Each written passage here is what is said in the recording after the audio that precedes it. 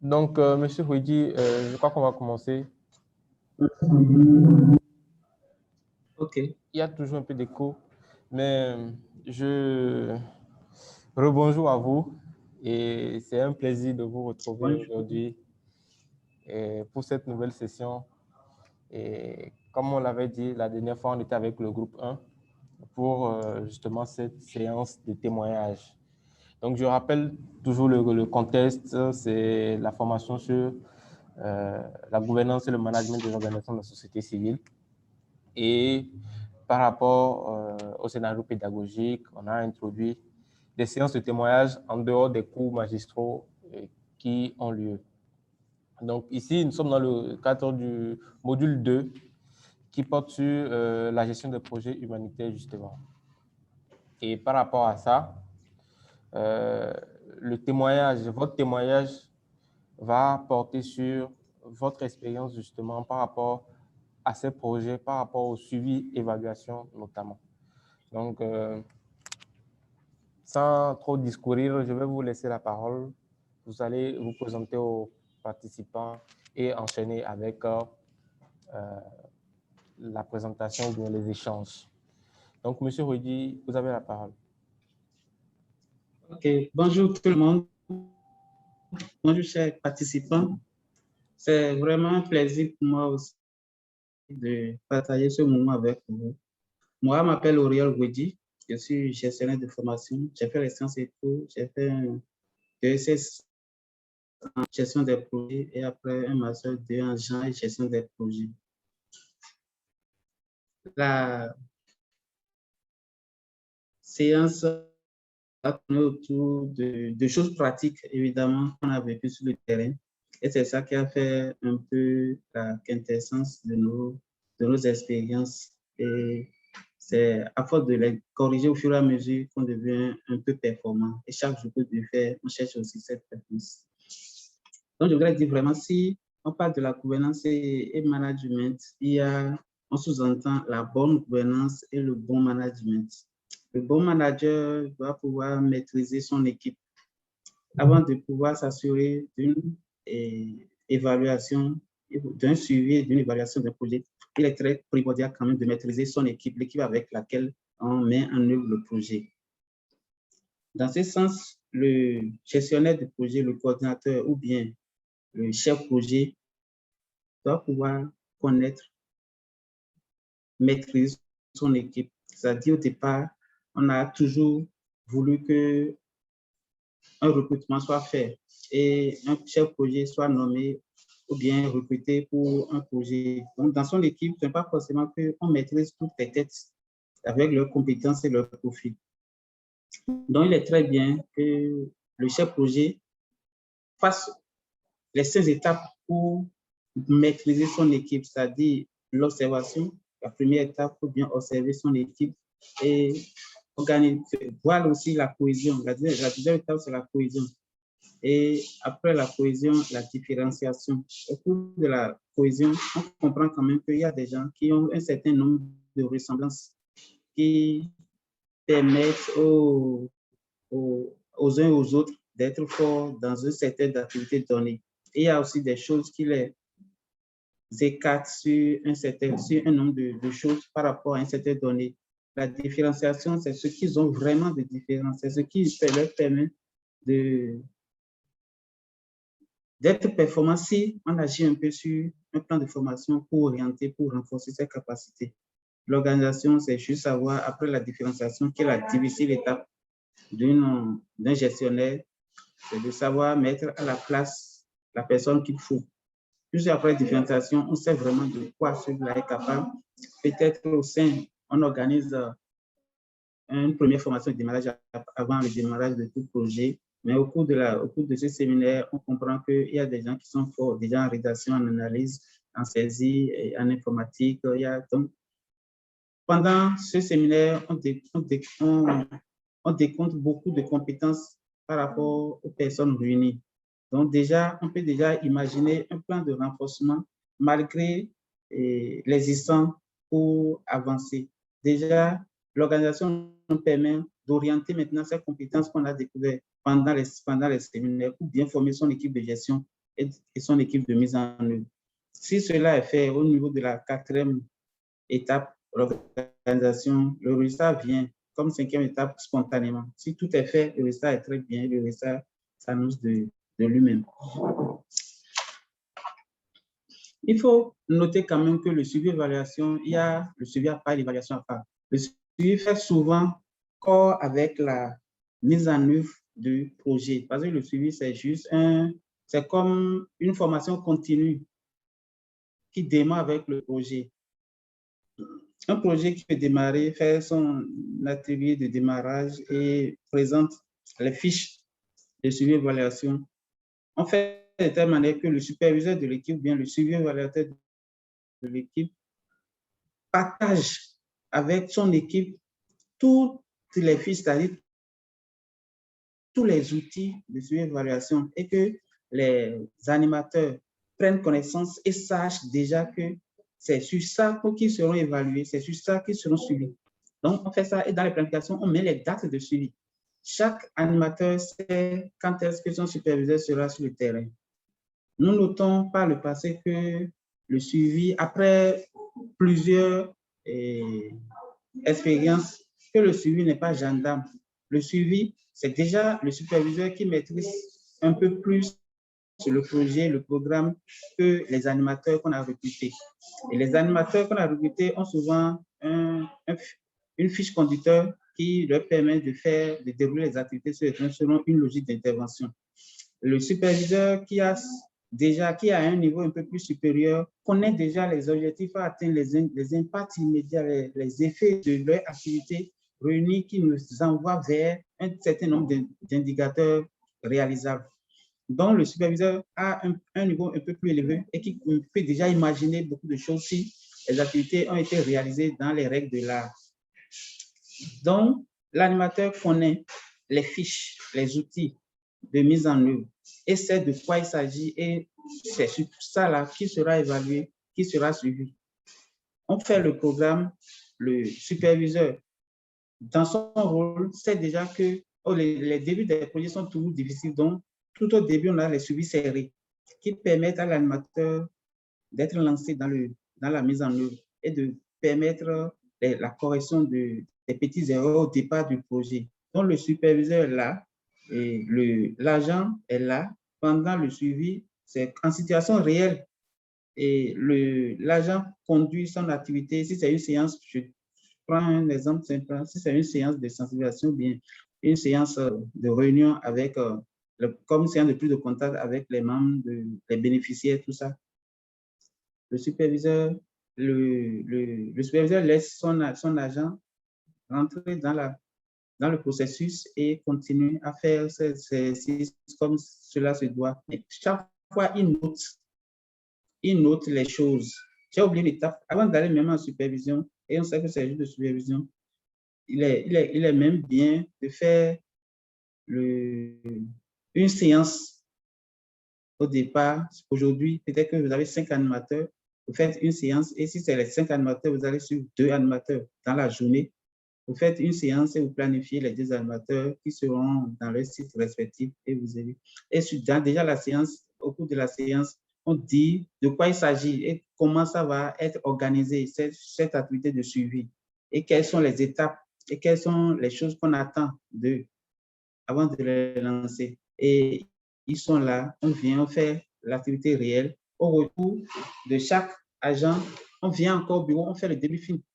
Et on laisse la parole à l'animateur de faire son ressenti personnel au cours de l'activité, comment il s'est ressenti. Si on lui donnait la chance, il va reprendre l'activité, quels sont les points qu'il va toucher. Il va dire son ressenti personnel en partant du positif d'abord, c'est très important parce que si on ne sait pas faire, on tourne autour du négatif ou bien des points améliorés jusqu'à ne pas se valoriser soi-même. Il faut toujours partir du positif. Et l'animateur va partir du positif, il va dire ce qu'il a fait de bien d'abord. Il va faire l'effort de dire tout ce qu'il a fait de bien devant ses collègues et devant le superviseur.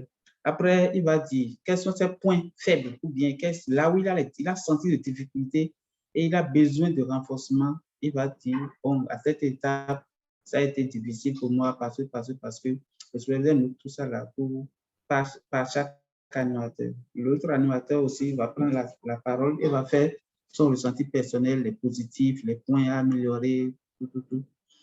Jusqu'à ce que le dernier prend la parole, c'est le superviseur qui prend la parole maintenant, qui fait le point par cas. Il prend un animateur, il lui rappelle les moments et les réactions qu'il devrait avoir au fur et à mesure qu'il évoluait dans la séance, les réactions qu'il devrait avoir. Donc, c'est normalement, à cette étape, on lui fait faire des exemples pratiques. Si l'animateur est bien suivi, le superviseur devrait lui rappeler les instances, devrait lui rappeler les contextes dans lesquels il était resté, les mots qu'il avait utilisés, les erreurs qu'il avait commises réellement, et lui dit, aujourd'hui, c'est ça. Normalement, ça pourrait être ça. Et faire les exemples concrets, tangibles. Comme des séances de répétition, il peut lui faire ça en même temps. C'est bien de féliciter l'animateur au départ et de lui dire tout, les points bons, on dit tout, on le valorise et après on tombe sur les points à améliorer. Donc, c'est le suivi et on finit par faire des recommandations. Le premier suivi, c'est sans recommandation, mais à la fin de la journée de suivi, on fait une séance de débriefing, on finit par les recommandations. Et la recommandation nous permet de démarrer la prochaine séance sur la mise en œuvre, le suivi de la mise en œuvre de ces recommandations. Non souvent par le passé, ce que nous faisons, si nous faisons ces activités de suivi, on vient au bureau, on fait le débriefing, on sort un PV, une séance et PV de séance. Et on demande à chaque animateur de nous faire un plan de la mise en œuvre de ces recommandations. Il fait le plan. À la prochaine séance de suivi, c'est par là, qu'on commence. On commence par faire le suivi à partir de ces recommandations qu'on a fait la fois dernière. Vous êtes assis, vous êtes quelque part, mais vous suivez plus la mise en œuvre de recommandations pour voir s'il va retomber encore dans cette situation. Parce que si on ne fait pas attention à ça, si ça devient récurrent, ces petites erreurs, ça commence à décourager l'animateur et commence à baisser sa performance. L'évaluation, et c'est comme ça on fait chaque fois le suivi prépare même l'évaluation. Parce qu'à force de faire le suivi, à force d'assurer les séances de suivi pour un animateur, on le rend plus performant et on corrige au fur et à mesure les choses sur le terrain. Et le suivi fait une bonne préparation pour l'évaluation. Parce que l'évaluation est à mi-parcours et l'évaluation finale. L'évaluation est l'évaluation est quantitative et qualitative. Et bien sûr, ainsi que le suivi, on planifie un certain nombre d'activités, la quantité, on voit si on a pu faire la quantité pendant la période et tout ce qu'on a planifié, ce qu'on a pu faire. L'évaluation aujourd'hui fait également le point quantitatif des activités et l'évaluation qualitative de ces activités. Quantitative, c'est quoi? Nous avons planifié pendant une période de rapportage donnée, ou bien une période à évaluer donnée, un certain nombre d'activités. D'abord, au bureau, quand on va faire l'évaluation, il est quand même très bien qu'on marque, on fasse une séance de travail au bureau et on fait déjà tout le point. On prend déjà tous les outils que nous disposons et on vérifie les rapports là. On a planifié ça, OK, on a fait tout, on a mis déjà techniquement qu'on a fait le nombre d'activités planifiées, on a un pourcentage de taux d'exécution, de taux de planification, tout. Maintenant, la qualité. Comment vérifier on fait l'évaluation qualitative. Nous saurons que pour une activité, nous avons besoin peut-être de 100 personnes et nous avons introduit un système genre qui nous permet d'avoir en même temps l'inclusion des deux sexes. Et nous avons une liste de présence. Si l'activité est faite, nous avons la liste de présence. Mais si nous avons la liste de présence, c'est que nous avons effectivement les 100. Et sur les 100, nous avons peut-être 100 hommes ou bien 98 hommes et 2 femmes, tout ça. C'est bon, l'activité est faite et le pourcentage est acquis là-bas. Mais par rapport à la qualité de l'activité, on va commencer par voir si c'est sensible aux gens. C'est quoi le nombre de femmes, le nombre d'hommes. Et si même il y a des activités qui demandent par âge aussi. Par âge, il faut avoir les jeunes, il faut avoir les adultes, il faut avoir les femmes, il faut avoir les hommes, tout ça. Donc, on commence par rentrer dans la qualité de l'activité tout en mettant un accent sur ces aspects-là, ces indicateurs de qualité-là pour voir est-ce que l'animateur a respecté ça. OK. Est-ce qu'il y a des invitations qui sont envoyées? À quelle date avant la réalisation de l'activité? Si l'activité va se tenir à une date donnée, est-ce qu'on a eu les invitations à quand? Quand est-ce que les invitations sont parties du bureau pour avertir, pour assurer la mobilisation de ces participants-là? Est-ce qu'on a fait plus de contacts avec, et si c'est dans le social aujourd'hui, dans la collectivité locale, il faut que le maire maîtrise notre activité, ce qu'on fait, notre projet. Et si l'activité va aller dans un coin, il faut aller vers le chef d'arrondissement de cet arrondissement, descendre pour aller vers le délégué et ainsi de suite, jusqu'à aller dans le quartier où nous devons tenir l'activité. Donc, est-ce qu'il y a des traces qui nous assurent qu'on a suivi toute cette logique d'intervention avant d'atterrir à la réalisation effective de la séance, de l'activité? Donc, on vérifie tout ça et on finit par aller vers les sondages et compléter et voir les chiffres qu'on a mis dans les différentes statistiques qu'on a donné, tout ça là. C'est comment on a obtenu ça. Quels sont les supports qui nous confirment ces fiches? Et les supports sont validés par qui? Donc, si nous rentrons dans ce sens, nous allons juste, avant d'assurer et de finir l'évaluation, ou bien je vais mettre en veilleuse les parties prenantes d'un projet. Donc, je disais que l'évaluation à mi-parcours, c'est ça, faire le point quantitatif et le point qualitatif. Et faire des recommandations cette fois-ci aussi. L'évaluation à mi-parcours, faire ses recommandations. Et suite à sa recommandation, on fait toujours le plan de la mise en œuvre de ces recommandations pour voir si la deuxième moitié du projet en temps pourra nous permettre de redresser tout ce qu'on aurait eu comme recommandation. Et le suivi continue tout son chemin jusqu'à la fin. Et le suivi va prendre contact avec les recommandations de l'évaluation et commencer par voir est-ce que, et ça continue. Et la dernière évaluation, qui est l'évaluation finale, vient avec son jugement. Parce que si c'est fini, on n'a plus de temps à redresser quoi que ce soit. On voit si les objectifs sont atteints. Est-ce sont atteints, pardon, si les objectifs sont atteints? Est-ce que nous avons eu le résultat? Est-ce qu'on a eu les impacts escomptés, tout ça? Bon, est-ce que c'est renouvelable? À quel pourcentage nous pouvons avoir le renouvellement du projet? Tout ça, et on dit oui, c'est renouvelable, non, c'est coupé, et ainsi de suite. Donc, la dernière évaluation, qui est l'évaluation finale, porte son jugement sur la qualité de l'exécution du projet. Pour réussir tout un projet en tant que suivi évaluateur, nous devons maîtriser les parties prenantes du projet. Or, les parties prenantes par le passé, comme nous, on essaie toujours de comprendre et de faire. Nous mettons les bailleurs, les PTF, les partenaires techniques financiers et financiers, comme la mairie aussi, les collectivités locales, dans un camp.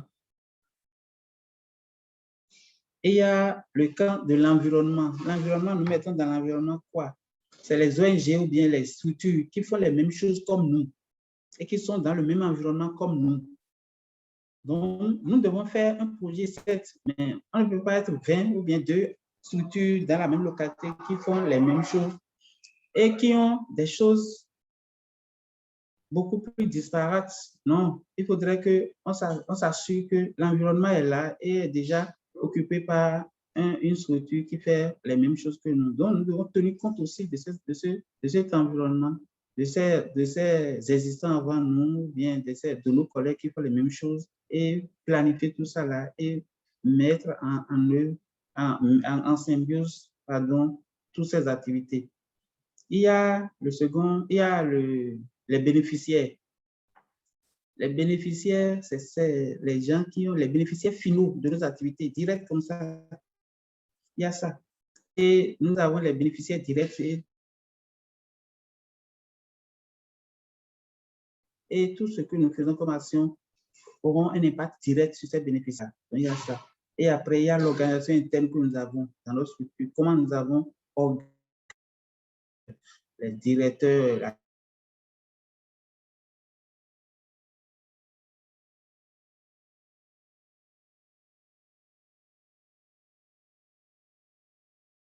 organiser notre activité, les analyses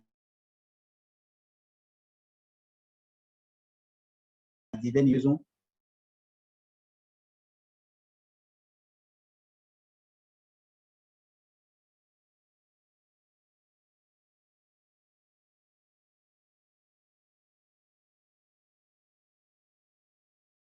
S'assurer que ce que nous sommes en train de faire, c'est du bien, que c'est ça qui est en train d'être ventilé effectivement, et comment on va faire pour aller de l'avant si ça ne va, si ça n'allait pas, comment on va faire pour être félicité. Donc, il faut avoir toujours ces choses pour encourager les parties prenantes. Aujourd'hui, nous allons voir la collecte des données de suivi, les supports. Et pour faire une bonne collecte de données, il faut avoir la documentation du projet forcément, parce que c'est ça qui nous dit si on n'est pas le rédacteur du projet, bon, c'est dans ça, c'est pratiquement notre Bible. Le document du projet, le cadre logique qui fait déjà fait apparaître déjà un certain nombre de choses comme objectifs, indicateurs, beaucoup de choses, les résultats, les ressources dont nous disposons pour mettre en œuvre, un peu comme un tableau de bord du projet. Nous avons besoin du cadre logique, le tableau des indicateurs, la liste des fiches. Il y a des fiches quand même que chaque projet essaie d'adapter à la mise en œuvre du projet. Donc, il y a les fiches de collecte de données, les fiches qui nous permettent d'aller vers l'atteinte des indicateurs. Nous avons besoin de ces fiches-là. OK, si on va parler maintenant des moments de revue, moments de réunion, on fait souvent les réunions de synthèse avant d'envoyer chaque rapport à chaque bailleur. Et si on collecte les données, on collecte les informations, on fait le rapport et pas le bureau, on valide tout. On organise quand même une séance avec les parties prenantes, pas forcément tout le monde. Si nous, on peut déjà identifier un membre de chaque et on voit les activités qu'on a eu à faire, les fiches qu'on a utilisées, les supports qu'on a utilisés. On fait une première réunion pour valider quand même les notes qu'on a eu à insérer dans le rapport, les points, les chiffres qu'on a mis dedans. Donc, au cours de cette réunion, nous faisons en sorte que les résultats que nous avons reçus du terrain, avec toutes nos technicités, on les revoit, on repasse sur les résultats et on voit les méthodologies utilisées, les chiffres qu'on a obtenus, c'est bon, aujourd'hui, bon, on valide le rapport avant de commencer par diviser le rapport. Pourquoi il faut impliquer aussi les bénéficiaires? La manière dont nous impliquons les bénéficiaires, c'est d'abord, il faut valoriser les bénéficiaires. Déjà, si l'animateur va sur le terrain, qu'est-ce qui nous certifie que l'animateur est allé sur le terrain? Il faudrait que l'animateur, déjà, dans le dispositif de la mise en œuvre, il y a des comités, des petits comités qui se forment, villageois qui se forment. Et quand l'animateur vient, il y a peut-être un cahier au niveau du comité et aussi des fiches chez l'animateur. À la fin de chaque séance, les deux parties signent, qui nous assure qu'on a travaillé sur un thème aujourd'hui à la présence de combien de personnes et qui va signer, si c'est le chef du comité villageois, c'est le président ou bien n'importe quel membre déjà qu'on a identifié au début de la mise en œuvre du programme et qui sait déjà son rôle. Il sait que c'est quand lui, il met son avis sur la fiche que cette activité est validée. C'est ça que l'animateur même, pardon, c'est que s'il fait une animation sans avoir ces évidences, c'est difficile de faire valider sa séance. Donc, on fait de telle manière que les parties prenantes soient valorisées. Il faut avoir la ceinture de ces bénéficiaires sur les fiches d'activité, sur les fiches de suivi et avoir toujours un point focal.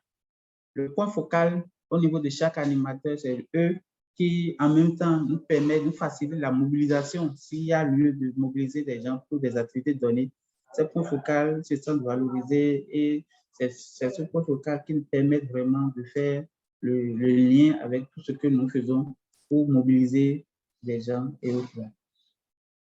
Il y a, pendant cette activité, cette participation, on le fait avec les astuces nécessaires, surtout du genre, pour, pas forcément hommes et femmes, mais dans la prise de décision, il faudrait quand même que les gens se sentent valorisés, les gens se sentent capables ou bien intéressés pour faire des choses et on ne passera pas à côté. Avec ça, nous obtenons déjà au moins 25% de la réussite de l'activité parce que ils ont participé à l'identification du site d'activité, des membres qui vont participer et des lieux, des moments, de tout ça là, c'est déjà bien.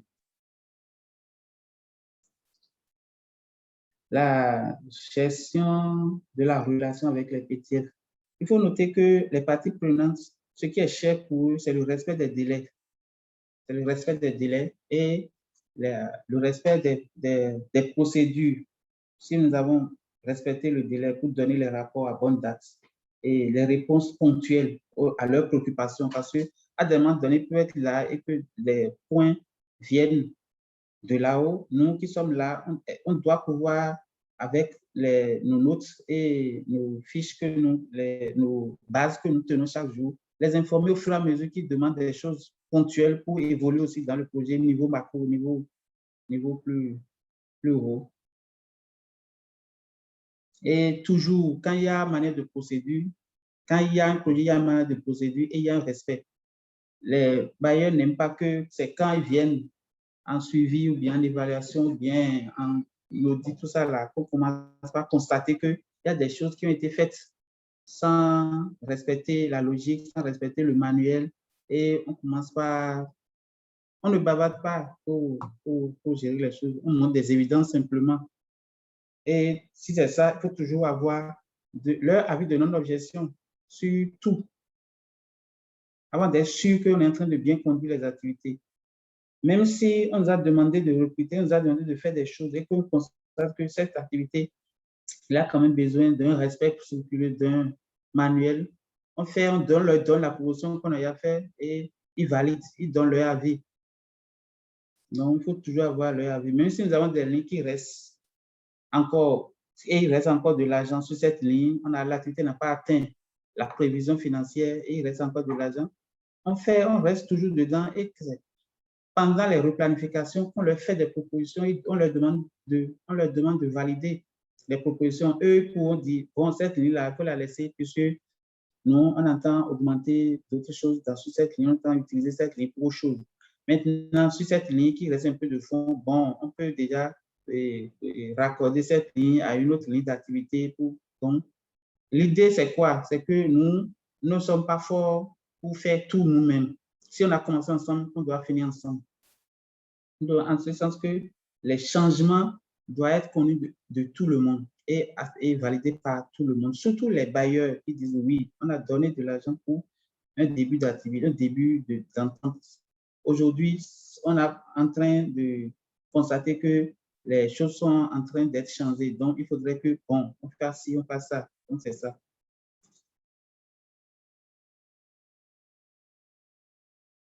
Les outils souvent utilisés pour les collectes de données passent à une cible, face à une cible analphabète. Puisqu'il faut faire le suivi, il faut leur faire savoir comment l'activité a été réalisée et c'est quoi leur apport dans la mise en œuvre de cette activité. À ce niveau, nous avons des cartes. Nous faisons une évaluation par les cartes. Et c'est des cartes, nous mettons une étoile sur les cartes, 2 étoiles sur d'autres cartes, 3 étoiles sur d'autres cartes qui disent le niveau, le degré de leur satisfaction. Nous faisons également des couleurs différentes sur les cartes pour permettre à différents âges et jeunes et sexe pour participer à cette activité-là. Donc, nous avons un moyen méthodologique, un moyen d'évaluation par les cadres que nous faisons. Nous faisons des entretiens individuels pour recueillir des informations. On fait des entretiens individuels et aussi des focus group à l'intérieur de nos partenaires, et on parvient quand même à comprendre comment est-ce que l'activité a été réalisée, c'est quoi la perception de la population sur la réalisation de l'activité, la manière dont l'activité a été exécutée. Donc, nous avons ces différents outils que nous faisons, et même quand les gens ne sont pas à même d'écrire ou bien de parler en français, ils peuvent quand même exprimer leur volonté, la manière dont ils ont vu, ils ont apprécié les choses-là à travers le focus group, à travers l'entretien individuel, à travers l'évaluation par les CATS.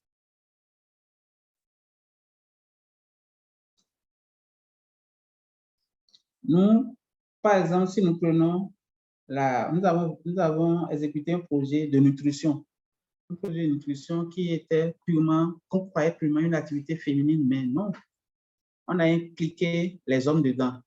Puisque la première fois, on avait fait la phase avec uniquement les femmes, ça n'a pas trop marché et on a compris qu'il faut cette fois-ci faire l'inclusion du sexe. Donc, quand les activités par village peut-être demandent 9 personnes à former, on prend 7 femmes et 2 hommes. On informe parce que d'abord, le groupe d'activité, il y a 4 groupes de femmes dans le village et un groupe d'hommes purs qu'on a mis sur pied. Dans le même village, nous avons 4 groupes de femmes et un groupe d'hommes. Maintenant, pour former les gens, nous faisons 9 personnes et 7 femmes, dont 7 femmes et 2 hommes. Et on leur donne les mêmes informations. Ils sachent les mêmes choses avec leurs femmes. Et ça nous a facilité la mobilisation. Quand nous avons des activités, il peut y avoir la pluie la veille. Mais le mari fait tout pour ne pas laisser sa femme. Si sa femme est identifiée pour la formation, le mari fait tout pour que la femme participe. Et le mari n'est pas gêné d'aller seul au champ et attendre la femme après la formation, bien si c'est le lendemain, tout ça là. Donc, nous avons compris quand même un engagement noté au niveau de ces maris qui nous facilitaient vraiment la tâche. Et même à l'intérieur, quand nous faisons la formation, nous suivons jusqu'à la mise en œuvre. On fait aussi des suivis à domicile pour constater effectivement tout ce qu'on dit, que tout ce qu'on dit à la formation est mis en exécution à la maison. Les femmes, il y a aussi des témoignages. Il y a des témoignages, les leaders d'opinion, les dignitaires. Il y a des gens qui ont compris qu'il ne fallait pas aller comme on allait dans la prise de décision désormais. Parce que quand on veut parler de nutrition à l'intérieur, ce n'est pas forcément une affaire de la femme seule. On a compris désormais que si les gens ne sont pas informés, ils ne participent pas du tout à la mise en œuvre du programme. Donc, le genre est très nécessaire, même si ce n'est pas imposé, il faudrait quand même savoir que c'est ça. Si on a la possibilité de le faire, c'est banal, mais ça a toujours son grain de sel qui donne à la réalisation de nos activités. Il faut noter également que la meilleure manière, si nous voulons travailler et rester collés à nos stratégies et ne pas faire 2 poids, 2 mesures, les ONG ou bien les structures qui ont des bailleurs différents, ils respectent souvent les bailleurs qui sont exigeants et qui demandent beaucoup de choses. Ils font tout pour satisfaire. Mais si de l'autre côté, le bailleur n'est pas exigeant, il respecte juste ce qu'il peut faire pour libérer, pour liquider ses activités. Or, normalement, pour notre propre performance, pour être bien compétitif sur le marché, il faudrait qu'on reste compétent et qu'on fasse la capitalisation de nos bonnes pratiques qu'on a eu à traverser pendant la mise en œuvre d'un projet. Les audits sont des formateurs. Les différentes missions des partenaires avec leurs recommandations, tout ça, la mise en œuvre de leurs recommandations ne sont rien d'autre que des formations qu'on reçoit sur la mise en œuvre de l'activité. Donc, il est très capital que l'organisation capitalise tout ça et commence par rester dans une unicité de gestion. Et tout ce qui est bien géré, les manuels, la logique d'intervention qui demande que, avant de faire chaque chose, il faut avoir l'avis de non-gestion du bailleur sur ça. Et avant d'aller sur le terrain, il faut faire quand même une prise de contact et faire la logique d'intervention normale jusqu'à la mobilisation et faire une activité, faire valider par tout. Même si de l'autre côté, nous faisons pratiquement les mêmes choses et que l'autre bailleur n'est pas aussi exigeant, dans le sens, nous, en tant que structure, en tant qu'ONG qui travaille dans la collectivité locale, nous devons avoir une seule main de maître, une seule main qui marche. Et ce n'est pas ça que nous faisons notre marque. Ce n'est pas ça que les gens nous identifient. Ils savent que, ah non, si c'est telle structure qui doit travailler ici, je suis sûr qu'à 2 semaines déjà, à 1 semaine déjà, nous avons les invitations et que nos chefs sont déjà informés et que toute l'année jusqu'au niveau village, là, maîtrise l'activité de l'ONG, l'activité de la structure. C'est un peu ça. Et le suivi évaluateur doit savoir que quand quelque chose donne vraiment de joie, le moment semble très court parce que ça finit vite. Mais quand ça donne du déplaisir, ça paraît trop long. Dans tout projet qui a une durée de vie, il faut s'attendre toujours au deuil. Le deuil, c'est la fin. Ça peut être une fin brutale qu'on a assisté et que ça peut être une fin normale. Mais même si le projet programmé finit 2021, décembre 2021, on a commencé depuis 2017, et c'est en 2021 que ça va finir, nous sachons que c'est... Et nous attendons, les 2021. Même le jour, on ne sera pas satisfait parce qu'on est bien payé, on a des activités. Et tout ce que nous faisons pendant les activités du projet, il y a un grand trou que la fin du projet laisse, que les activités habituelles, on revient, ça n'arrive pas à combler ces trous-là. Vous voyez? Donc, il faut quand même planifier ça. C'est pour ça qu'il est très important. Je reviens là-dessus un peu. Qu'un suivi évaluateur sache manager son équipe, de connaître, maîtriser son équipe et savoir quels sont les profils et les qualités que j'ai dans mon équipe et les mettre sur les rails. Ne serait-ce que ce petit temps qu'il va gagner sera mis au profit de la rédaction de notre projet. Les débuts des projets sont difficiles et on a des missions très serrées. Mais à un moment donné, ça devient relax. Juste parce que c'est le gain des deux labeurs des uns et des autres, des membres de l'équipe de gestion.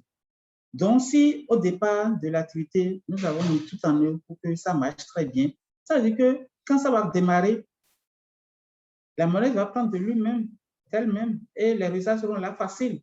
Et on ne va plus avoir besoin de faire beaucoup d'énergie avant d'avoir peu de résultats. Non, parce que nous avons déjà mis le paquet au départ et au fur et à mesure, le coordonnateur, le gestionnaire du projet ou bien le suivateur va commencer à avoir un peu de temps. Parce qu'on a besoin de lui dans une équipe de rédaction de projet pour ne pas avoir un deuil choqué et choquant. Donc,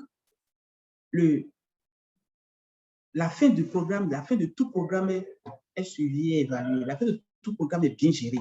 Il faut savoir que quoi qu'on fasse, le programme va finir, le projet va finir. Mais si le projet va finir, c'est maintenant nous allons mettre le paquet pour avoir un peu de temps et s'organiser dans une autre équipe de rédaction. Parce qu'on a besoin de nous pour assurer ça. Sinon, on tombe toujours dans le deuil d'un projet. Et quand c'est fini complètement, on ne s'entend pas, on dit non, ça ne peut pas venir à moi. Parce que rapidement, quand c'est venu, on a le choc. Quand vous avez le choc, c'est compliqué. On dit, bon, c'est la fin, mais bon, on ne croyait pas que très rapidement, ça va se passer comme ça. Et c'est bien. Mais si c'est une fin normale, c'est encore mieux. Je suppose que ce n'est pas une fin normale et que c'est à une évaluation, on a constaté qu'il y a trop d'écart. Et que là, le temps qui reste là, on ne peut même pas espérer rien parce que, bon, depuis, il y a des choses, les amateurs ne vont pas sur le terrain, ils vont rassembler juste des choses là pour mettre l'invitation et faire tout ça, non. Donc, il y a le choc quand on nous annonce que bon, le projet est suspendu, on reçoit le choc, on tombe dans la dénégation. On commence par dire, ah non, ça peut arriver à tout le monde, mais pas moi. Après, c'est la colère, ça monte en colère. On commence par dire, bon, mais si jamais on a la chance, le marchandage, si on a la chance qu'on nous retourne encore ce projet, nous, on va mettre tout en œuvre. Et quand ça ne vient pas toujours, ça ne vient pas toujours, on tombe dans la dépression. De la dépression, on accepte tout. Hein. Je suis fatigué, j'ai tout fait. Donc, le mieux, c'est que le évaluateur doit pouvoir tout programmer. Et qu'avant la fin, qu'on ait encore le démarrage d'un nouveau projet qui commence par... Parce que, tu sais, un projet consomme plus d'énergie et plus d'esprit. Si bien que quand on finit le projet, c'est un grand vide que ça laisse. Mais vous allez laisser 2 jours à la maison, c'est fini, vous avez besoin encore de faire vos choses habituelles et vous allez tomber dans vos anciennes activités qui ne vont jamais combler le vide. C'est bien compliqué. Donc, nous demandons à ce que déjà, quand on fait la mise en œuvre du projet, qu'on prend déjà à la fin, le jour qu'on démarre, qu'on prend déjà à sa fin et qu'on commence à travailler pour et implémenter les bonnes habitudes sur tous les autres projets que nous avons à l'intérieur du projet, à l'intérieur d'une maison. C'est pratiquement un peu ça, je peux dire, avant les questions sur les expériences, parce que c'est vrai, c'est dans le terrain, c'est ça. On tombe dans les difficultés, on redresse, on tombe, on redresse, et c'est à cause de ça qu'on continue à aller vers la performance. Et avec les audits, les recommandations, ça marche très bien. Donc, c'est un peu ce que je peux dire par rapport aux évaluations à l'intérieur d'une société communautaire. Merci beaucoup.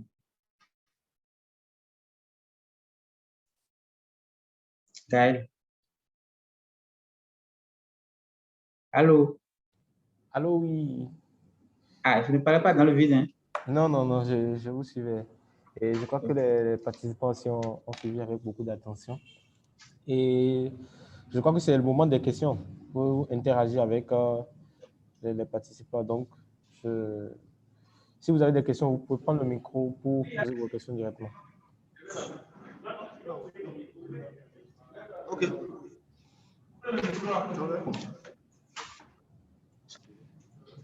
Oui, je peux? Monsieur Jécuté, oui. OK. Merci beaucoup pour votre partage d'expérience. Merci. Je voudrais un peu que vous reveniez sur... Oui, je souhaitais que vous reveniez un peu sur la collecte des données auprès des parties prenantes qui, en guillemets, ne parlent pas le français ou bien qui sont analphabètes. OK, je n'ai OK. pas très bien saisi cette partage d'expérience à ce niveau. Merci. S'il vous plaît, je vous reçois très faiblement. Hein.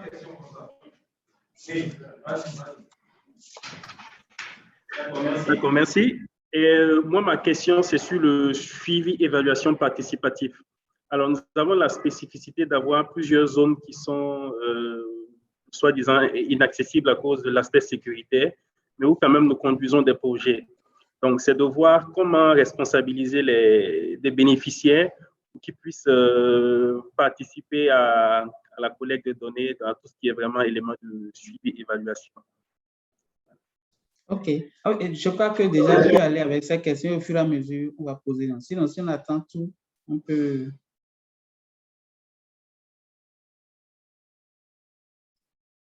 passer sur ces questions non répondues. Est-ce qu'on peut aller au fur et à mesure? Oui, vous faites comme vous le souhaitez. D'accord. Donc, en attendant la question sur la collecte des données, la question sur le suivi participatif, le premier avait demandé les outils de collecte de données en face à une cible analphabète, c'est ça, hein? Où tu avais parlé des cartes là, c'est ça? Allô? Est-ce que vous voulez avoir... Oui, c'est bien ça. OK, très bien, très bien. Donc, on disait qu'on a fait beaucoup de projets dans les milieux analphabètes. Et les moyens de support que nous avons pour jauger la qualité de ces activités, nous avons nous avons identifié des cartes. Nous avons fait des cartes nous-mêmes, on a confectionné des cartes. Et sur une carte, on met une étoile, 2 étoiles, 3. On a fait des couleurs vert, jaune, rouge, par exemple. Et pour une activité, c'est déjà une séance grand public. Parce que avant de faire les activités, nous avons fait des séances de diagnostic organisationnel communautaire. Cette diagnostic qu'on a organisée, cette séance de diagnostic qu'on a organisée à l'intérieur des places, des communautés, sur des places publiques partout, nous ont permis de donner un plan, de réaliser ou bien d'élaborer un plan de mise en œuvre du projet. Parce que ce qu'on nous a permis de régler une problématique dans un village A peut ne pas être les mêmes actions pour régler le même problème dans un village B. Donc, chaque fois qu'on a un projet, on descend dans les localités et on fait une présentation globale du projet à toute la communauté sous un lieu, sous un arbre, bien dans un lieu public ou bien dans une salle de maison de jeunes ou autre. Et on commence par faire les activités. Pour évaluer les activités, on fait aussi la même activité. Pardon, on prend pas le même scénario, pardon. Et ce même scénario nous permet d'inviter encore tout le monde. Et on nous dit maintenant, nos activités ont commencé par ici. Les animateurs sont venus travailler. Ils ont fait des choses à l'intérieur de la localité.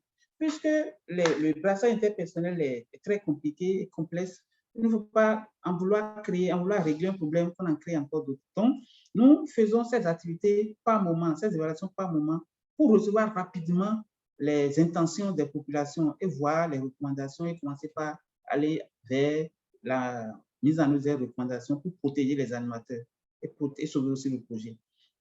Donc, nous avons des cartes et on prend les femmes à part parce qu'à un moment donné, si on met tout le monde ensemble, ils n'ont pas la capacité de lever leurs doigts et de dire ce qu'ils pensent parce qu'à un moment donné, il y a le respect. La femme ne doit pas parler devant son mari, il y a des préjugés, il y a des choses sociologiques qui sont développées très bien soutenues jusqu'à aujourd'hui dans nos villages.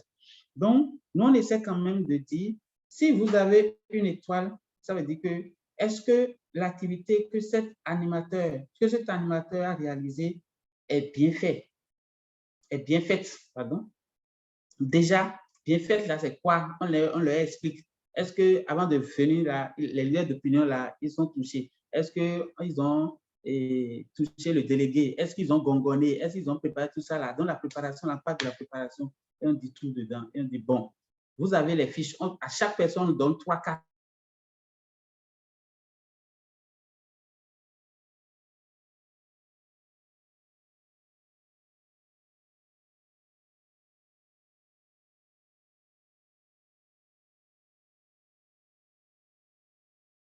Les hommes à part. Donc, on donne les cartes et chaque groupe passe voter. Et nous avons l'intention, la perception de chaque groupe sur la qualité de cette activité qui est en train d'être mise en œuvre et qui est en train d'être évaluée. Et on saura, on compte les fiches, on voit, l'autre peut donner la carte de 1 étoile, l'autre peut dire 2 étoiles, l'autre peut dire, donc, on fait le point par groupe, on saura que les jeunes filles ont tendance à ne pas être trop, sont moyens. C'est les 2 là qui sont dominants. Ici, c'est les 3 étoiles qui sont dominantes. Ici, c'est 1 étoile. Ça veut dire que l'activité, si nous avons les jeunes garçons qui ont dit oui avec 3 étoiles, nous avons les jeunes filles qui ont dit oui avec 2 étoiles, et nous avons les jeunes garçons 2 étoiles, les jeunes filles 2 étoiles. Maintenant, nous avons les mamans avec 2 étoiles et les papas avec 3 étoiles. Tout ça. On commence par faire l'analyse pour dire. Ça veut dire que l'activité a touché plus telle couche que telle couche. Ça veut dire que l'animateur qui a travaillé a une facilité d'aller vers la mobilisation de telle et telle couche qui a besoin de l'activité. Nous devons regarder si l'activité que nous faisons là, c'est primordialement destiné à quelle couche. C'est tout ça là qui nous fait valider l'activité. Donc, on voit que la couche qui doit recevoir l'activité a mis 3 étoiles dedans, c'est très bon, et tout ça là. Ou bien a mis 1 étoile. C'est vrai, on a fait l'activité, on a eu toute la liste de présents, tout. Mais après évaluation, face à la cible, on a compris que vraiment, la cible destinataire n'a vraiment pas eu de satisfaction.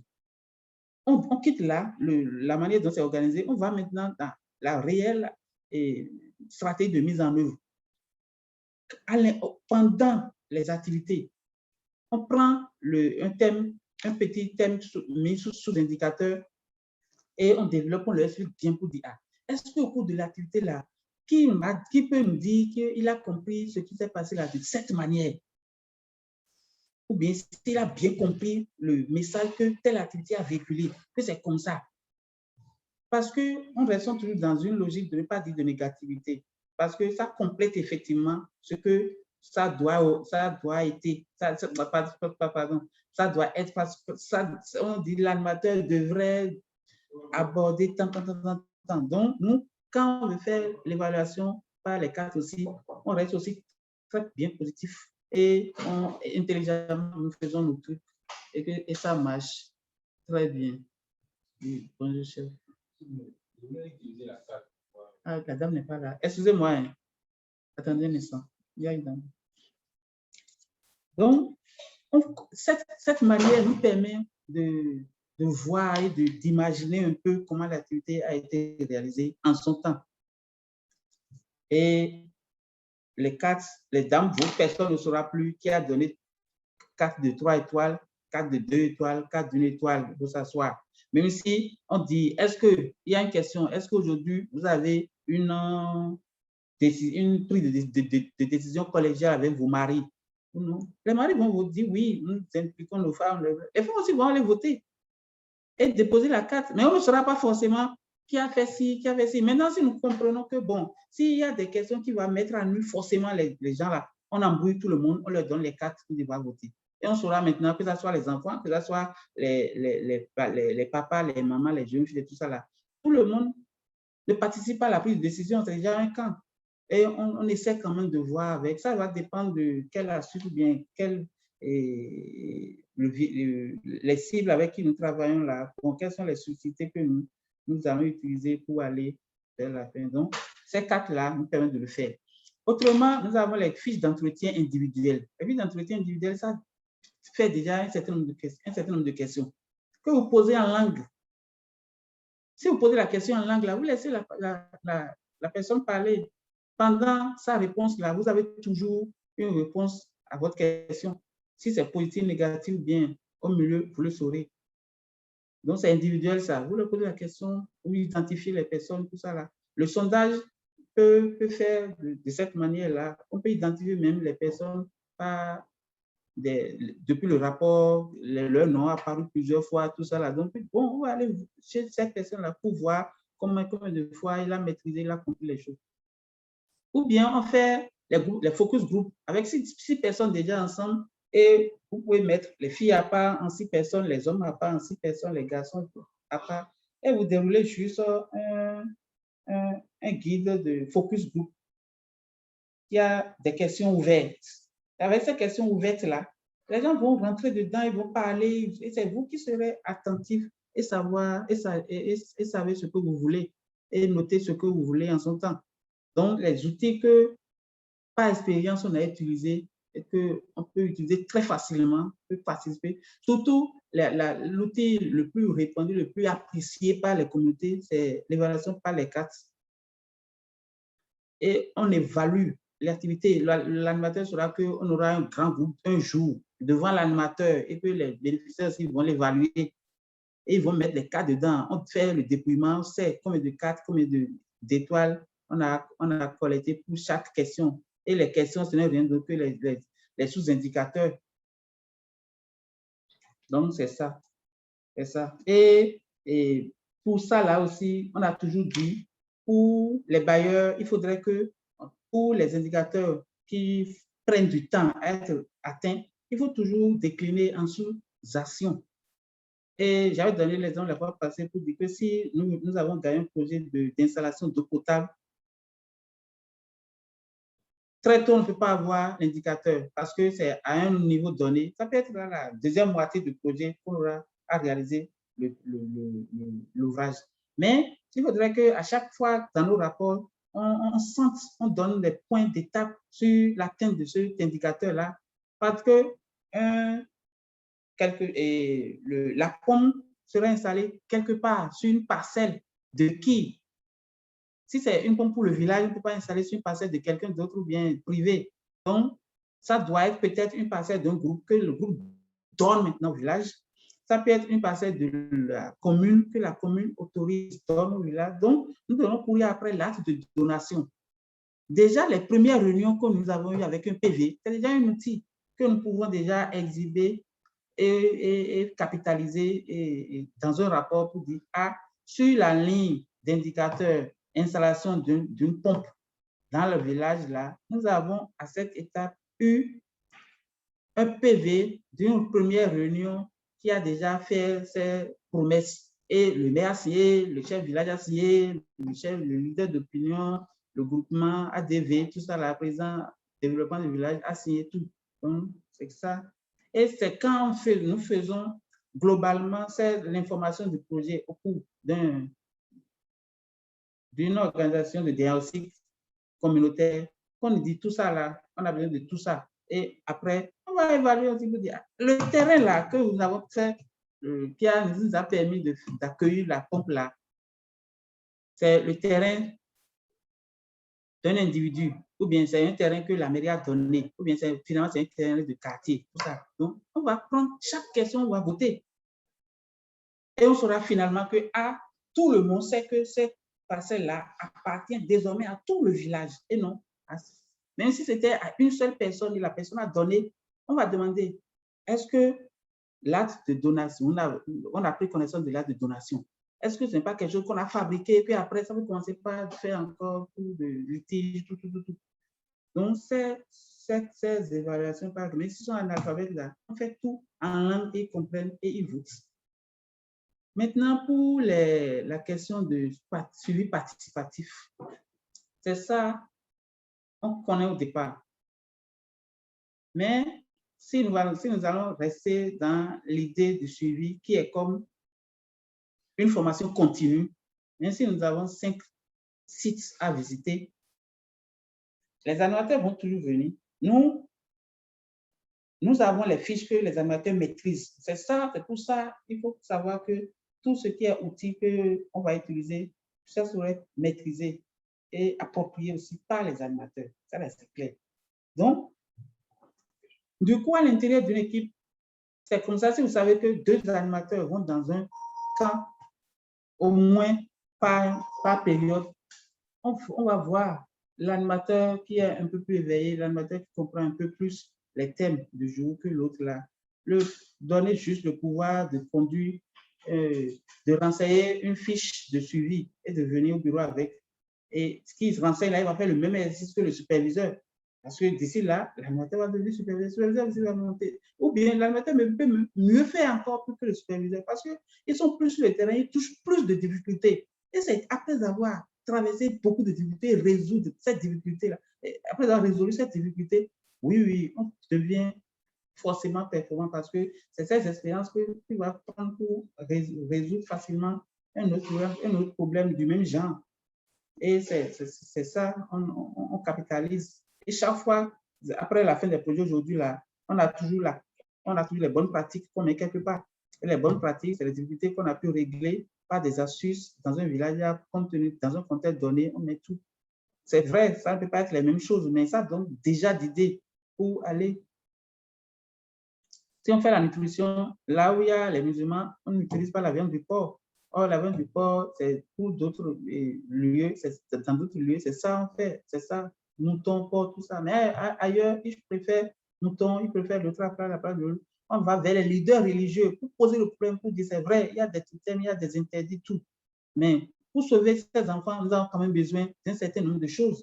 Et jusqu'à ce qu'il y a des leaders religieux qui autorisent des choses. Ce n'est pas que vous mangez la viande du porc, forcément, tout ça là. Mais s'il y a des médicaments qui comportent des choses, il faut leur expliquer et ils vont accepter et prendre facilement. Donc, l'animateur peut déjà vous supplier en tant que superviseur et faire des choses. Et forcément, c'est vous qui êtes la personne qui assure cette formation continue. Donc, vous ne pouvez pas attendre que ça soit 100% plat et que quelqu'un va vous suppléer. Non. Si l'animateur peut aller sur le site, vous aussi, vous pouvez aller sur le site. Et le début du projet, là, c'est toujours, on a besoin de mais si l'animateur éveille n'importe comment, je vous assure tout. Il faut que vous aussi vous assurez que ça se passe bien pendant les premiers tours serrés de suivi pour vous donner du temps à préparer le deuil, à préparer la fin de votre projet en rédigeant d'autres projets pour la fin pour une bonne fin du projet en cours. Si c'est les données aujourd'hui, il y a les Android, tout ça à la main, bon, je ne sais pas si dans le contexte actuel, on peut se fier à ça. Là, on peut prendre déjà, s'assurer que l'animateur est sur le terrain, il vous envoie sa position GPS, il s'agit des choses automatiquement, vous voyez ici, vous pouvez prendre des photos, tout. Au moins les photos. Si aujourd'hui, on peut, dans une communauté, l'animateur peut prendre les photos et en activité ou bien en action, s'il y a des démonstrations, tout ça, bon, c'est déjà quelque chose qui vous assure qu'il est allé sur le terrain. Mais ça n'est pas ça, je ne veux jamais dire que la qualité est déjà assurée, déjà acquise, non. Merci beaucoup. Allô? Je ne parlais pas dans le vide. Parlez dans le vide. Non. Autre question. Qui veut poser une question? Oui, vous le parler.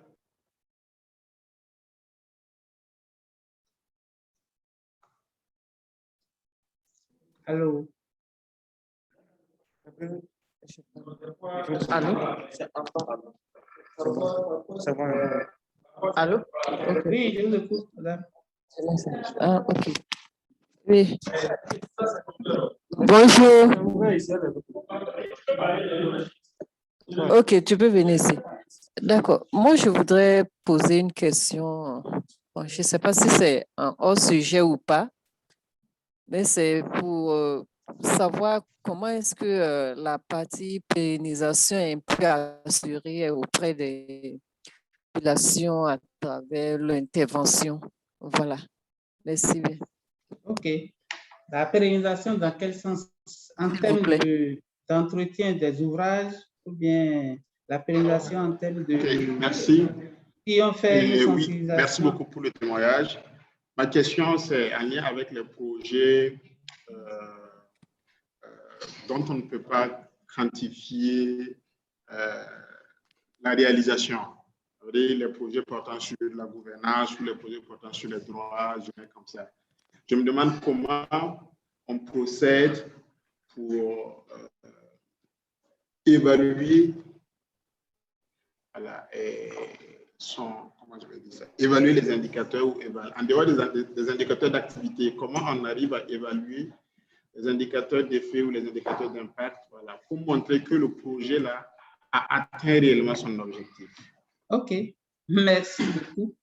J'ai deux questions. La première question, c'est de savoir comment on peut assurer la pérennisation des acquis. Je prends acquis comme connaissance et acquis comme infrastructure, comme des choses qu'on a réalisées à l'intérieur d'une équipe. Aujourd'hui, déjà, on gagne la pérennisation des acquis à 25% dans la méthode de réalisation. Déjà, dans la mobilisation des acteurs, des différents acteurs, pour aller vers la réalisation, il faut savoir que c'est autour d'un diagnostic, on a constaté une problématique donnée. Même si c'est le gouvernement qui a mis ça dans son niveau macro, une problématique pour un village, il y a le niveau opérationnel qui dépouille ça et qui met les objectifs et les indicateurs à atteindre. Maintenant, nous sommes jusqu'au niveau du bénéficiaire. Et le niveau du bénéficiaire, c'est à ce niveau-là, on accueille les infrastructures ou bien la connaissance. Si c'est un projet de sensibilisation sur le parlu, par exemple, ça c'est la connaissance que vous allez laisser. Mais cette connaissance-là, on va assurer leur pérennisation. C'est très facile d'ailleurs. Maintenant, si c'est une infrastructure que vous avez laissée, déjà, vous savez que le problème est là. Vous réunissez le village et vous dites, vous avez quoi? eau potable, ou bien vous avez quel problème? Le problème que nous avons aujourd'hui ici, là, c'est que les enfants aillent à l'école toujours, pardon, les enfants vont à l'école toujours en retard. C'est un exemple que je vais partager avec vous. Les enfants vont à l'école toujours en retard. On a dit, ah, c'est quoi? Comment on va faire pour régler cette affaire-là? Parce que les maîtres se plaignent dans tous les sens, les directeurs d'école, tout ça, là, tout ça. On a constaté qu'il n'y a pas d'eau, il n'y a pas de l'eau dans le village. Et 2, les écoles sont plus loin de l'agglomération. Et le projet est venu, le projet dit, bon, on a constaté que les femmes font beaucoup de distance, pardon, il n'y a pas de l'eau à l'intérieur, c'est ça, hein? Ils font beaucoup de distance avant d'avoir de l'eau potable. OK. Le projet n'a rien dit et il a installé une pompe à l'intérieur du village. Et dit, maintenant, vous aurez de l'eau et vous allez permettre aux enfants d'aller à l'école à l'heure. On a fait tout, la pompe est là, tout ça là. Mais vous savez ce qui s'est passé? C'est les moutons qui restent autour de la pompe. La pompe n'a jamais été balayée, entretenue, rien. Et les mêmes femmes continuent d'aller prendre de l'eau à des kilomètres avec les feuilles mises dans la bassine de l'eau et venir toujours au boulot, et venir toujours à la maison. Et continuent les mêmes habitudes. Quand l'équipe de projet est venue pour faire l'évaluation par les sondages et par les moyens d'entretien individuel, focus group et autres là, ils ont compris simplement que quoi? Les femmes ont accepté aller toujours très loin parce qu'il y a tellement de problèmes de genre dans la localité que les femmes n'ont que cette distance parcourue pour parler de leur mari sur le chemin de l'eau. Donc, les femmes n'ont pas...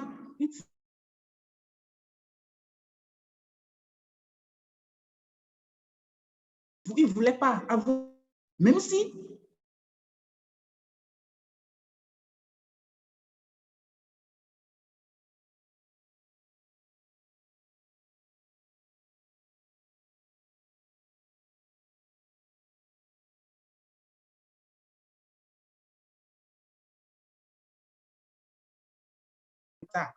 Maintenant, selon vous, là, que les hommes nous disent qu'est-ce qui est capable, qu'est-ce qui est possible de faire pour régler ça.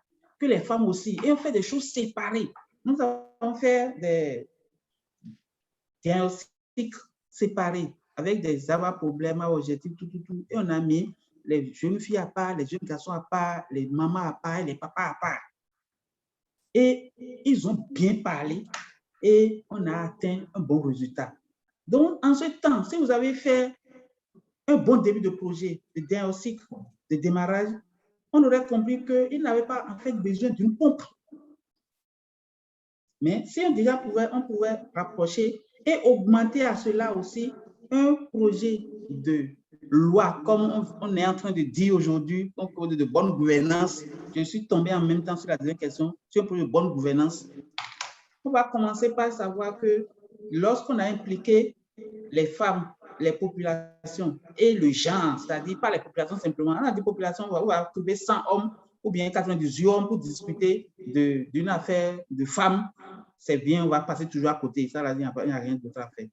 Mais si l'inclusion de sexe est là et on comprend qu'on a fait une activité avec les hommes et les femmes et les jeunes filles, les jeunes garçons, on a compris, on est allé à un consensus d'action à mener, c'est déjà gagné à 25%. Maintenant, nous comprendrons du coup que le projet est en train d'être réalisé, mais on dira à l'État que ce n'est pas simplement rapprocher l'école là, qui est encore la fin des difficultés au niveau de ce village, parce que les femmes ont accepté aller loin toujours prendre de l'eau, parce qu'ils vont prendre ce moment-là pour discuter, pour se moquer de leurs hommes, pour parler, pour échanger tout ce que les femmes vivaient comme féodalité, comme inégalité genre, tout ça, on va parler de ça là sur le chemin. Donc, on va pouvoir commencer par fabriquer et rédiger notre projet et demander l'intervention des bailleurs. Donc, de l'autre côté, si on fait tout, si l'école est là, je vous assure tout, les gens vont fermer les portes pour que les cabris ou bien les moutons aillent embêter ces espaces de détente des enfants, ces espaces éducatifs des enfants. C'est les populations même qui vont protéger ces infrastructures. Vous voyez, parce qu'ils savent qu'ils vont prendre l'eau la nuit, la veille, pardon, pour permettre aux enfants d'aller à l'école à l'heure. Parce qu'ils ne vont pas rater qu'on dit, ah, à cause de l'eau, maintenant, là, on va ramener l'eau. Non, ils sachent que s'ils font encore la tête et que les enfants ne viennent pas à l'école à temps, ils vont dire, bon, finalement, vous avez donné l'école plus proche, on va donner encore l'eau plus proche. Or, elles ne sont pas encore prêtes à avoir l'eau plus proche parce que là, c'est coincé. Ils ne peuvent plus jamais parler de leur mari, derrière les maris, non. Donc, ces mêmes personnes vont donner plus d'attention à l'entretien, à la pérennisation de ces ouvrages. Mais je prends une activité de sensibilisation et on veut faire la pérennisation des acquis, des connaissances. Et on leur a montré comment on dorme sur moustiquaire pour éviter que les poches des femmes, des chefs de ménage sèchent et que les bruits quittent tous les sens et gâter l'amour du foyer. Parce que quand l'enfant est malade et que l'homme ne donne pas l'argent, la maman, tout le monde savoir, vous voyez, ça commence pas bouder, que l'amour disparaît facilement, ou bien la joie, pardon, j'allais dire, disparaît facilement et ça les rend dans tous les sens. Donc, c'est quand on explique bien et on fait l'exemple et on leur dit tout ce qui touche l'aspect positif, l'aspect économique, l'aspect social d'un enfant sain, combien de joie ça donne à un foyer, vous ne pouvez pas savoir. Quand on fait un bon argumentaire et on fait une bonne mise en œuvre de l'activité, c'est les femmes même qui feront tout pour respecter le port correct de moustiquaire. Et là, du coup, comment on peut préserver ça? Ce n'est rien d'autre que, même si c'est des émissions radio que vous faites, même si c'est des choses que vous avez faites dans le temps et vous avez mis un groupe à l'intérieur de la communauté qui vous retourne quelques temps après, ou bien si vous voulez, ou bien par téléphone, n'importe quoi, le groupe est là et vous les couchez. Le groupe même là va prendre la relève en main parce que le groupe, s'il a un président, une présidente du groupe, un président ou bien vice-président, n'importe qui, et qui est impliqué dans les activités que nous faisons pendant la vie du projet, et qui sait déjà comment, même si l'animateur n'est pas là, je peux aider mon second à mettre une moustiquaire, c'est fini. Ça veut dire qu'on a su déjà cette pérennisation à 25% depuis la mise en œuvre du projet. Parce que l'implication de ces parties prenantes-là facilite la continuité des activités après fin projet. OK. Par rapport à la deuxième question qui nous demande comment on peut apprécier les choses de gouvernance, par exemple, qui est pratiquement de l'abstraction. Si nous faisons une activité sur la prise de décision conjointe avec son mari ou bien sa femme, et nous avons eu tout le temps à faire les dialogues en famille, les activités sur les dialogues en famille, et comment on prend une décision en famille. Nous faisons tout ça là. Et quand le projet est terminé, déjà, c'est la femme même qui saura que depuis un moment donné, mon mari ne fait plus des choses sans prendre mon avis. C'est déjà un très grand pas. C'est déjà un très grand pas. Vous allez constater que les CPS, les centres de promotion sociale, là, ne vont plus enregistrer des bruits des hommes sur les femmes, des menaces, des violences faites sur la femme par un et tout ça là. Vous prenez juste le registre un jour, vous allez constater que de temps avant votre projet, à temps, il y a tel pourcentage dans le registre du CPS, du centre de promotion sociale, qui font toujours des choses de ce genre, de la violence faite aux femmes. Mais après depuis votre intervention jusqu'à la fin, et même après, vous allez constater qu'il y a une baisse drastique et qu'aujourd'hui, on a compris qu'il n'y a plus ces genres de plaintes qui s'enregistrent au niveau du CPS. Vous voyez un peu ce que je dis? Donc, il y a tellement de moyens, parce que la femme est satisfaite, elle ne viendra jamais dénoncer, mentir sur le compte de son mari. Et tant que la femme n'est pas à l'aise là, et même si elle va dire forcément, ça va se faire ressentir. Donc, quand nous faisons des actions de loi ou bien des choses de développement, de gouvernance comme ça, là, c'est le fait d'impliquer les deux parties qui est l'important. Les deux parties. Pour qu'en même temps, les deux parties sachent là, les sanctions à divers niveaux et les bienfaits. À un moment donné, les sanctions, on les répète tout doucement et pratiquement non. parce qu'on ne bénéficie pas encore du fait qu'une femme et un homme soient ensemble dans le foyer totalement de ces joies-là, on ne bénéficie pas. Donc, quand on commence à le développer, si tout allait bien, toutes choses étant égales par ailleurs, et qu'une décision est tombée dans un foyer, on partage la décision, on commence pas à mûrir tout un jour, on va en consensus sortir une décision. Vous allez voir combien de fois ça crée de la joie, combien de fois c'est facile à réaliser cette décision. Et en même temps, si c'est facile, ça veut dire que l'entretien s'annonce déjà. La pérennisation de cette décision s'annonce déjà bien. Et pour corriger, pour maîtriser ça, c'est ça. On saura, même si c'est le moustiquaire imprégné, on saura qu'il n'y aura plus de fréquentation pour les cas de paludisme dans le village. On laisse les villageois, on va au centre de santé, on prend les indicateurs, on verra, ah, ça a changé. De telle année à telle année, c'est ça, on a noté, mais le temps que nous avons travaillé pendant la fin jusqu'à maintenant, là, ça a changé. Vous irez aussi au CPS, là, vous saurez que aujourd'hui, il n'y a plus ce genre de plainte parce que nous avons travaillé sur cet indicateur-là.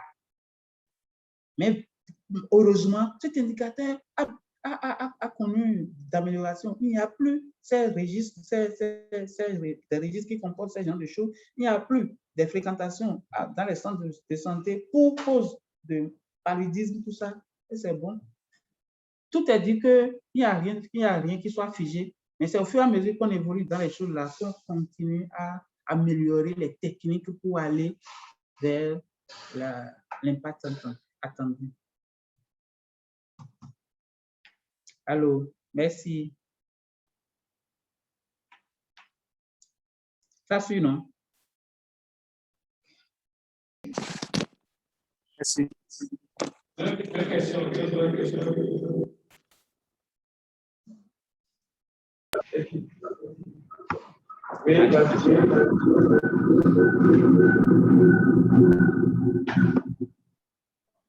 Oui, merci. Juste une petite question. Vous avez évoqué les plaintes. C'est de voir qu'est-ce que vous pensez de la mise en place des mécanismes de plaintes automatiquement dans un projet? OK. Je prends un projet que je suis en train de faire, c'est un projet de l'expropriation.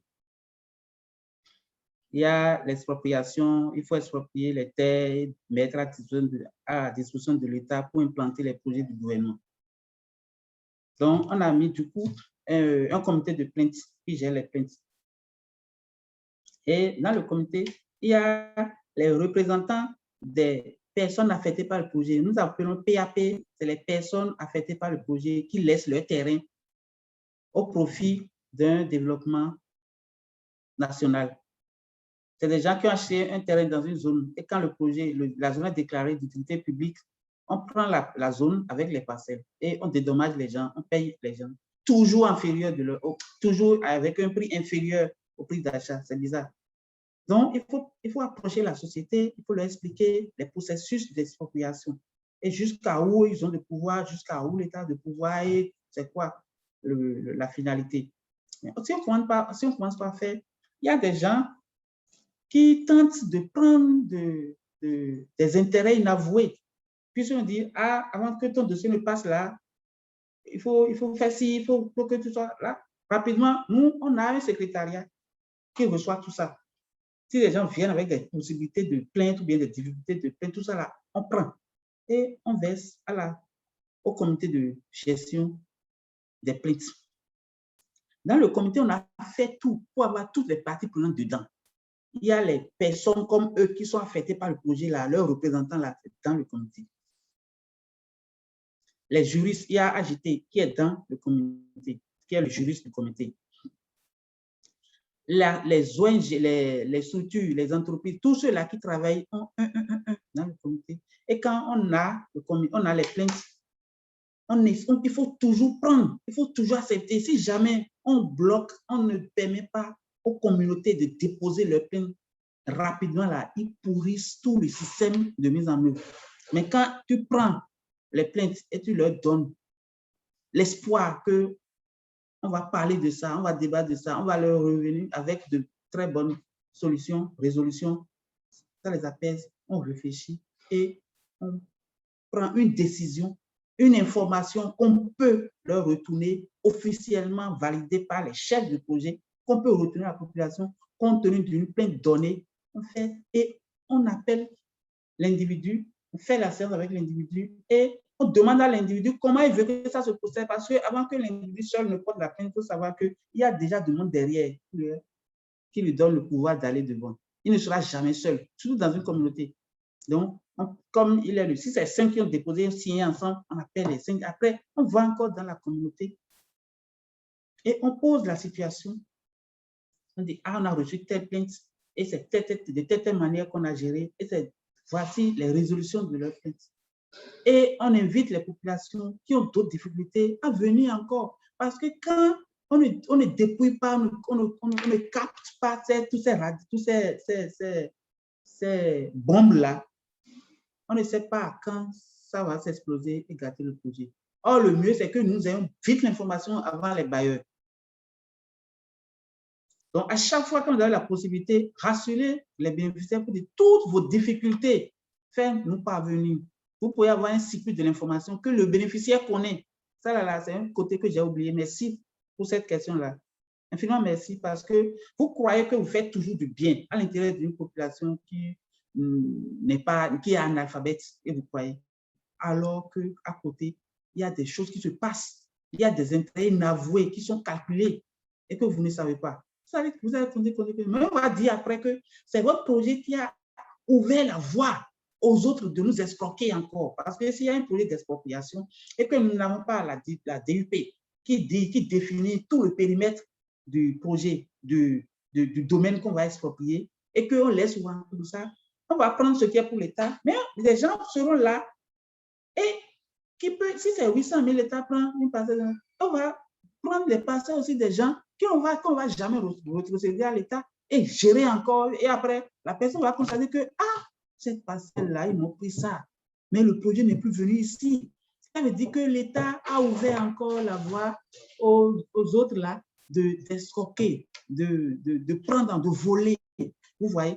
Donc, chaque fois, quand on constate que, même après des années, le projet ne tend pas vers là, il écrit, ah, vous m'avez payé, j'ai acheté mon truc à 1 500 000, vous m'avez pris cette parcelle à 800 000, mais aujourd'hui, je vois que la personne qui est en train de construire n'est pas État. Ça ne suffira pas. Donc, on reverse.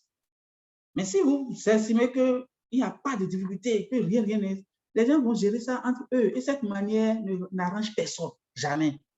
Donc, si vous avez la possibilité, indiquez aux bénéficiaires le cycle de l'information. Aller-retour. Même si les animateurs font des choses qui ne sont pas appréciées là, vous devez savoir. L'animateur même peut savoir, ou bien d'autres animateurs vont savoir comment ils vont partager l'information. C'est ça qui gère, parce que vous devez savoir qu'un superviseur est en même temps le défenseur de son équipe de gestion. Et il va représenter valablement son équipe de gestion. Ça veut dire quoi? S'il y a une situation qui est intervenue à l'intérieur d'une équipe de gestion, on appelle déjà le premier acteur concerné. Le superviseur, le gestionnaire de projet discute avec lui, il comprend les faits, comment ça s'est passé réellement. Ça veut dire qu'il a du réel. Il a de l'information, il cherche du réel.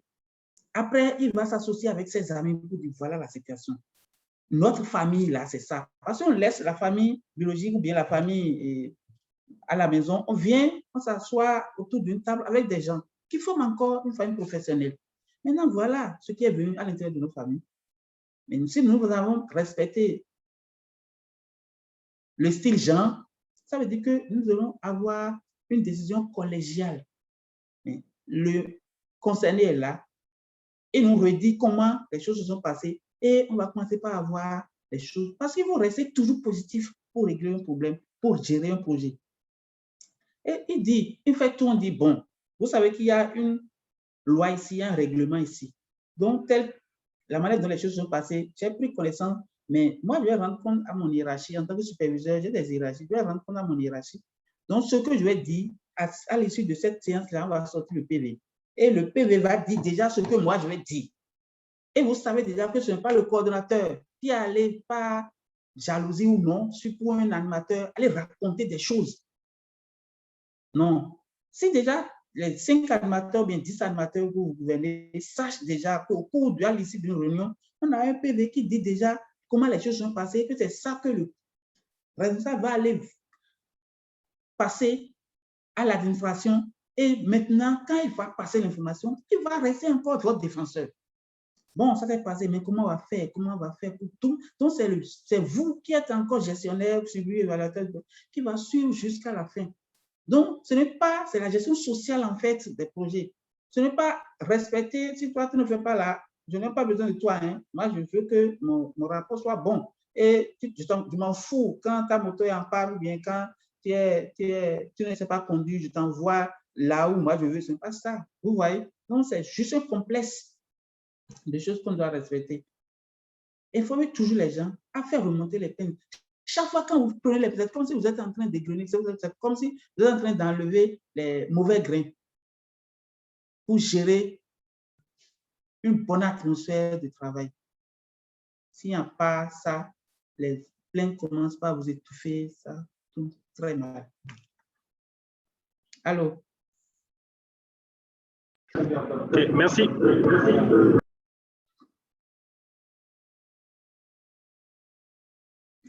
Allô?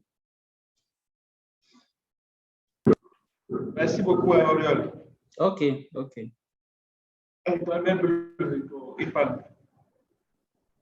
Alors? Ouais, coupe ça là. Quelqu'un n'a